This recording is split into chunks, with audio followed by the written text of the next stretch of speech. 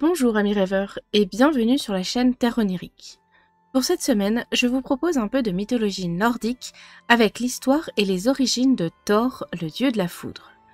En complément, je vous conseille le visionnage de ma vidéo sur Mjolnir que je vous mets en barre d'infos et dans le petit i en haut à droite. Au regard de mes notes, la vidéo risque d'être un peu plus longue que d'habitude, donc prenez une bonne petite boisson chaude et on y va tout de suite après le générique.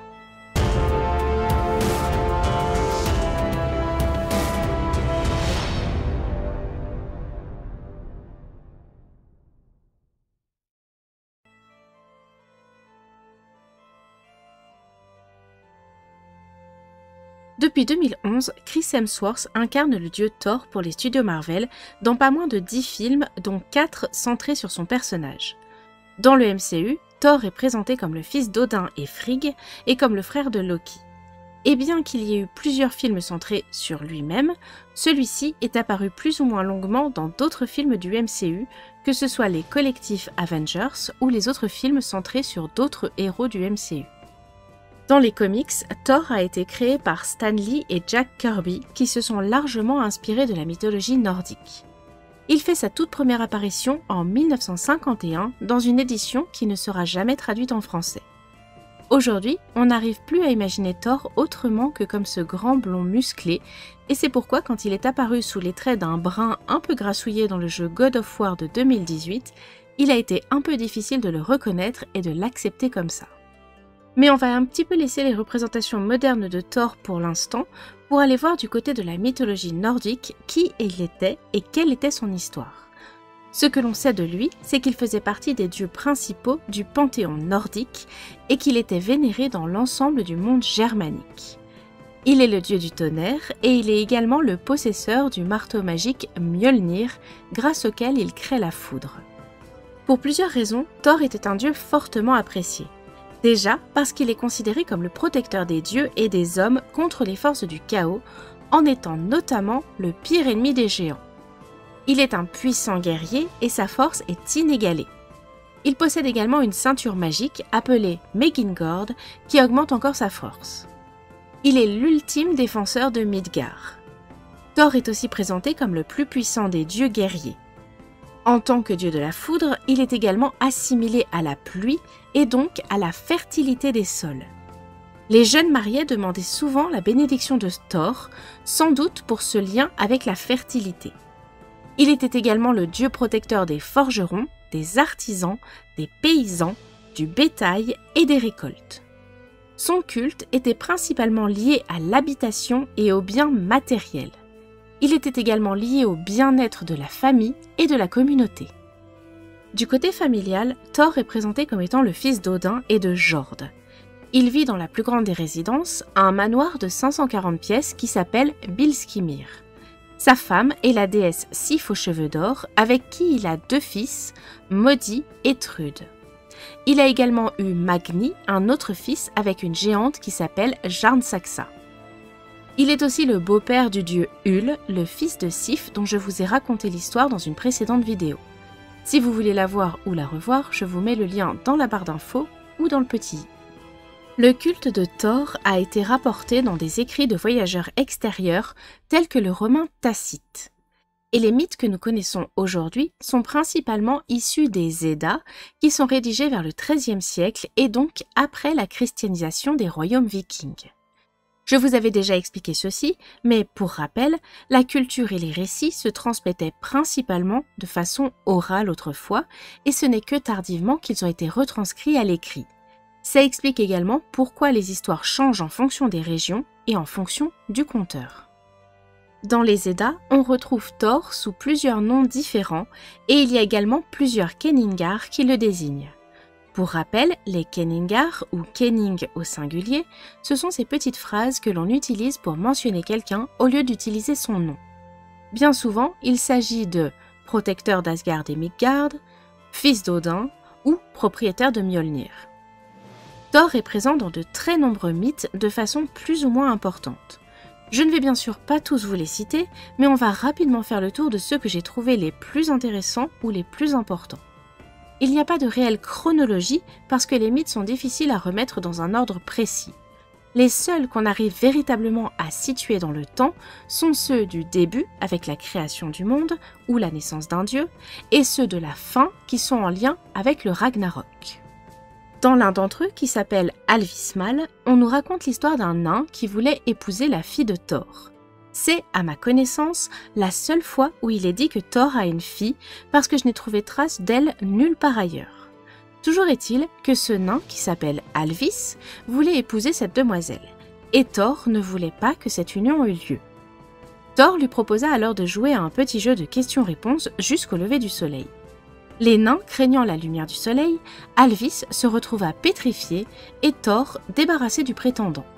C'est la seule fois également que Thor use de la ruse plutôt que de ses muscles pour régler un conflit.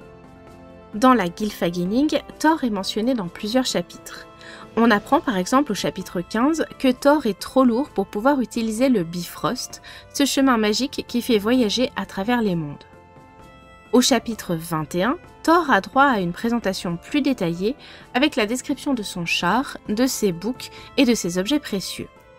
On y apprend que Thor peut, en cas de besoin, tuer ses boucs pour les manger et il peut les ressusciter le lendemain grâce à Mjolnir, à condition que les os ne soient pas brisés. Le chapitre 49 nous raconte la mort du dieu Balder.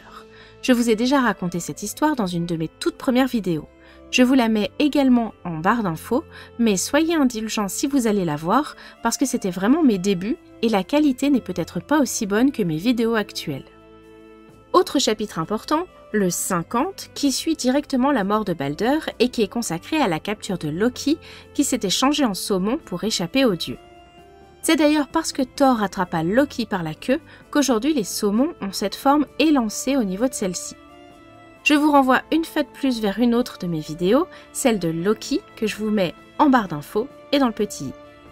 Le dernier chapitre de la Gylfaginning qui fait mention de Thor, c'est le 51 qui parle du Ragnarok. On peut y lire que le dernier combat de Thor se fait contre le serpent Jormungand. Après qu'il eut réussi à terrasser le monstre, Thor fit 9 pas en arrière avant de succomber à cause du venin du serpent.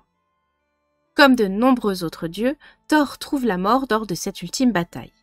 Seuls quelques-uns ont pu survivre et notamment dans le chapitre 53, on retrouve les fils de Thor qui sont toujours vivants et qui ont en leur possession son emblématique marteau.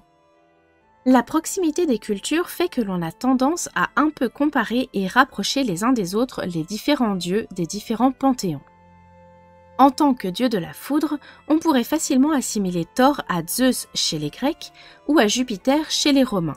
Mais hormis son maniement de la foudre qu'ils ont en commun, ses attributions et ses fonctions sont plus proches de celles du héros et demi-dieu Héraclès ou Hercule. Du côté de l'archéologie, j'aimerais vous mentionner que 2 marteaux en argent ont été retrouvés en Normandie. Ils dateraient du Xe siècle lorsque les colons anglo-scandinaves sont venus s'établir dans la région. Si vous allez visiter l'église Saint-Ouen de Rothes près de Rouen, vous pourrez y voir là-bas un bas-relief représentant un personnage qui tient un marteau. Les historiens et historiens de l'art ont émis l'hypothèse qu'il pourrait s'agir d'une représentation de Thor. Dans ces représentations modernes, celle que nous connaissons le mieux aujourd'hui, c'est celle de l'univers Marvel. Mais je vous en ai déjà parlé, donc je vous propose d'en voir quelques autres maintenant. Et ça fait longtemps que je ne m'étais pas sentie obligée de le dire, mais les références que je vais citer en dessous sont purement un choix de ma part. Il n'y a pas besoin de me dire que j'ai oublié tel ou tel truc. Ce n'est pas un oubli, mais bien un choix de ma part d'aborder certains sujets et d'en laisser d'autres de côté. Mais bref, passons. Si vous connaissez l'univers de Stargate, que ce soit le film ou les diverses séries, vous n'êtes pas sans savoir que les héros terriens passent leur temps à rencontrer des peuples extraterrestres. La plupart d'entre eux portent le nom de divinités qui étaient autrefois vénérées sur Terre. Parmi ces peuples extraterrestres se trouve le peuple Asgard et le commandant suprême de leur flotte s'appelle Thor. Autre univers qui mélange modernité et ancienne mythologie, le manga et animé Senseiya. Principalement tourné vers la mythologie grecque, on peut tout de même rencontrer un personnage qui s'appelle Thor de Fegda, qui est l'un des 7 guerriers divins d'Asgard. C'est un géant qui se bat avec 2 haches qu'il utilise comme armes de jet qui reviennent toujours dans ses mains. Et bien qu'il n'ait pas de marteau, son attaque spéciale s'appelle Mjolnir Hammer en référence à son homonyme de la mythologie nordique. Pour les jeux vidéo, je vous ai déjà cité God of War en début de vidéo. Sans vous faire une liste exhaustive de tous les jeux où Thor apparaît, j'aimerais juste vous citer quelques titres. Le plus récent, c'est le jeu Divine Knockout auquel je joue parfois en stream le mercredi soir. C'est un petit jeu de baston dans lequel on peut incarner plusieurs héros ou dieux des anciens panthéons mythologiques et Thor y est un personnage jouable. Et pour parler d'un jeu dans ce genre, il y a aussi Smite, un MOBA dans lequel Thor est également un personnage jouable. Du côté des MMORPG, comme je vous l'ai dit plusieurs fois, l'univers de World of Warcraft a intégré plusieurs éléments de nos anciennes mythologies pour créer son lore. On peut croiser dans WoW un personnage qui s'appelle Thorim, qui est un géant armé d'un immense marteau. Le MMO Ragnarok Online, qui date du début des années 2000, comme son nom l'indique, est principalement tourné vers la mythologie nordique.